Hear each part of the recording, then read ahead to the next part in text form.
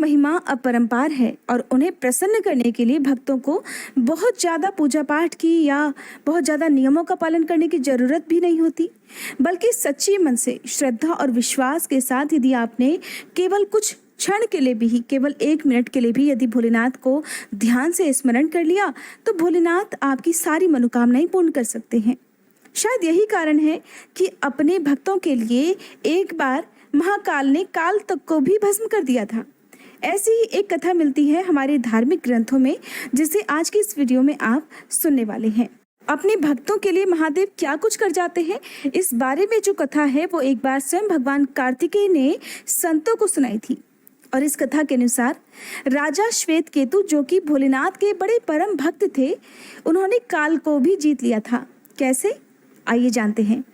राजा श्वेतकेतु सदाचारी, सत्यवादी, धर्म के मार्ग पर चलने वाले शूरवीर और प्रजापालक थे।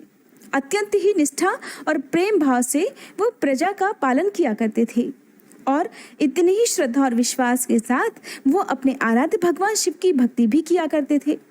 उनके इस भक्ति भाव से महाकाल अत्यंत प्रसन्न थे।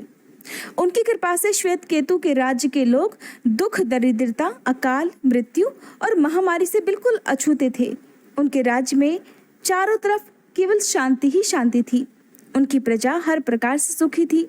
एक दिन जब राजा श्वेतकेतु का जीवन काल समाप्त होने को था, वह मृत्यु की शैया में लीन होने ही वाले थे, लेकिन उस समय भी वो अपने आराध्य भोलेनाथ की आराधना में लीन थे। अपना अंत समय भी वो भगवान की भक्ति में बिताना चाहते थे।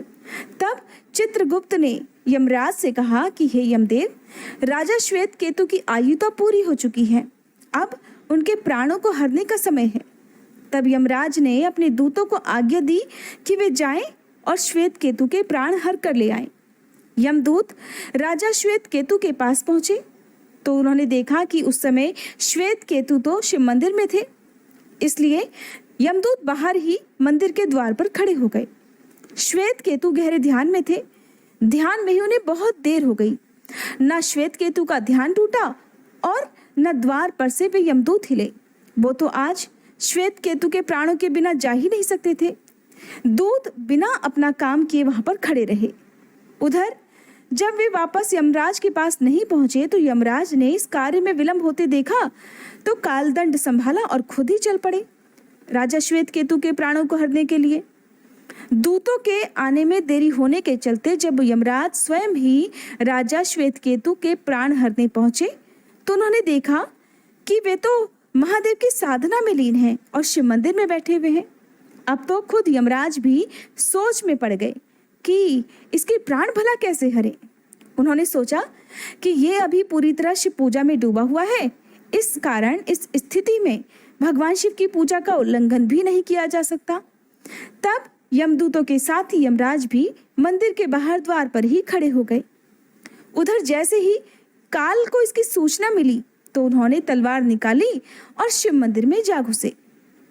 काल ने देखा कि राजा श्वेतकेतु अभी भी भगवान शिव के लिंग के स्वरूप के सामने ही, अर्थात शिवलिंग के सामने ही ध्यान मग्न अवस्था में बैठे हैं। उनकी आंखें बंद हैं और वे मन ही मन ओम नमः शिवाय मंत्र का जाप कर रहे हैं। ये देखकर काल झपटकर आगे बढ़ा और जैसे ही उसने राजा श्वेतकेतु का सिर काटने के लिए अपनी तलवार उठाई कि भोलेनाथ ने अपना तीसरा नेत्र खोलकर काल की ओर देखा। भोलेनाथ का तीसरा नेत्र, जिसके खुलते ही चारों ओर प्रलय आ जाती है। जब भगवान का तीसरा नेत्र खुला तो तीसरे नेत्र के खुलते ही काल वही राजा श्वेतकेतु के सामने जलकर भस्म हो गया। उधर राजा श्वेतकेतु तो अपनी भक्ति में लीन थे, उन्हें नहीं पता कि उनके आसपास क्या हो रहा है।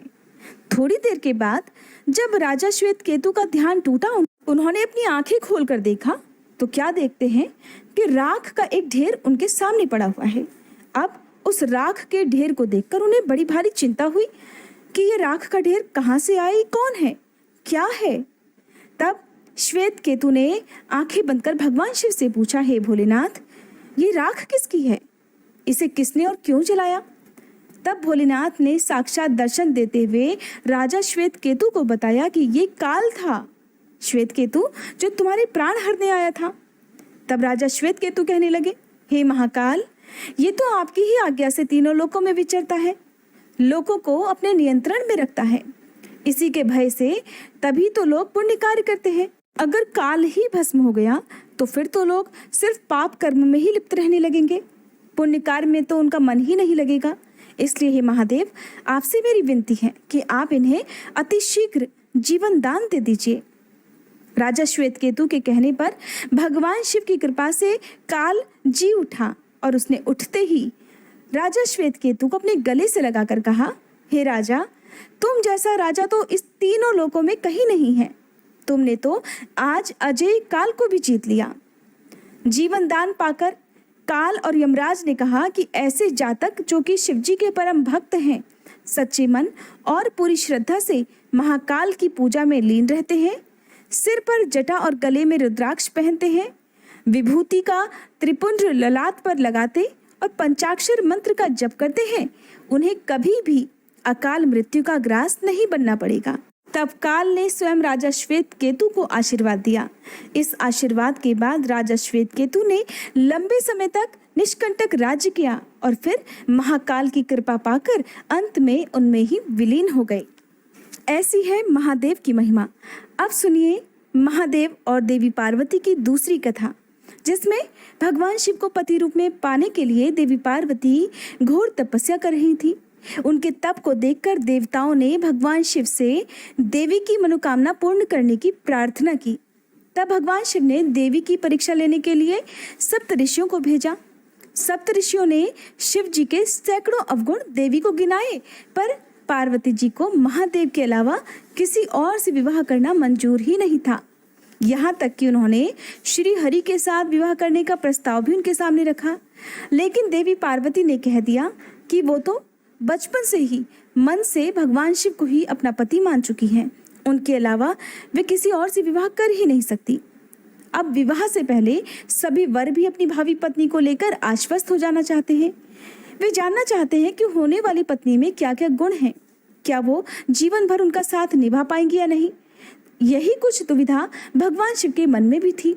इसलिए भगवान शिव ने स्वयं चलकर देवी पार्वती की परीक्षा लेने के लिए सोचा। भगवान शंकर देवी के सामने प्रकट हो गए, जहाँ पर देवी पार्वती बड़ी कठिन तपस्या में लीन थी। समाधि में इतनी लीन थी कि उनको अपने शरीर का भी ध्यान नहीं रहता था। वो जंगलों में कई कई दिनों तक केवल कंदमूल, पत्ते या कभी कभी तो पत्ते खाना भी छोड़ चुकी थी। इस कारण बहुत दुर्बल हो गई थी।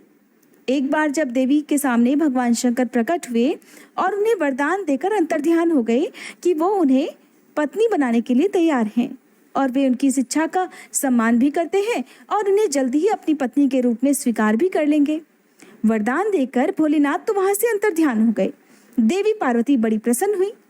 इतने वर्षों की कठिन तपस्या का आज फल जो मिल गया था। जैसे ही भगवान शिव वहां से अंतर्ध्यान हो गए, इतने में ही जहां पर देवी पार्वती तपस्या कर रही थी, वहीं पास में ही एक तालाब था, जिस तालाब से बड़ी जोर जोर से चिल्लाने की आवाज आ रही थी।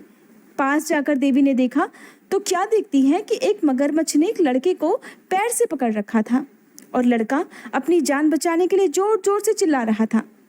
देवी पार्वती से उस बच्चे की चीख और उसका दर्द देखा नहीं गया। बड़ी द्रवित हृदय होकर वे भागती हुई तालाब पर पहुंची। देखती है कि मगरमच्छ तो उस लड़के को तालाब के अंदर खींच कर ले जा रहा है। लड़के ने देवी को देखकर कहा कि हे देवी, मेरी ना तो माँ है, ना बाप, ना कोई दोस्त, और इस भयानक जंगल में कोई मेरी मदद करने के लिए भी नहीं आएगा। शायद इस समय भगवान ने खुद आपको ही मेरी रक्षा करने के लिए भेजा है। हे माते, अब आप इस मगरमच्छ के चंगुल से केवल मुझे आप ही बचा सकती हैं। देवी पार्वती ने उस लड़के की करुण पुकार सुनकर मगरमच्छ से कहा, हे ग्राह, इस लड़के को छोड़ दो। तो वह मगरमच्छ कहने लगा, दिन के छठे पहर में जो भी मुझे मिलता है उसे मैं अपना आहार समझकर खा लेता हूँ और यही मेरा नियम है। ब्रह्मदेव ने दिन के छठे पहर में जब इस बालक को भेजा है तो मैं भला इसे क्यों छोड़ूं?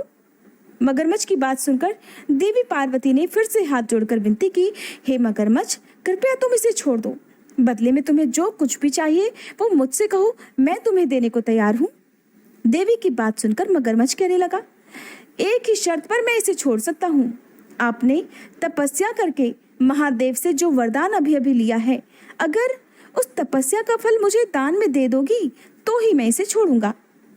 देवी पार्वती ने सुना, एक क्षण भी नहीं सोचा। इतने वर्षों की कठिन तपस्या, जो कि भीषण गर्मी, सर्दी और बरसात में उन्होंने भूखे प्यासे रहकर की है, जिसका फल इतने वर्षों की तपस्या करने के बाद उन्होंने अभी अभी महादेव से प्राप्त किया है, उस वरदान को मैं इस मगरमच्छ को दान दे दूं।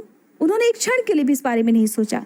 उस समय उनके दिमाग में केवल एक ही बात चल रही थी, वो थी कि किसी भी प्रकार इस बालक को मगरमच्छ के मुंह से जिंदा छुड़वाना।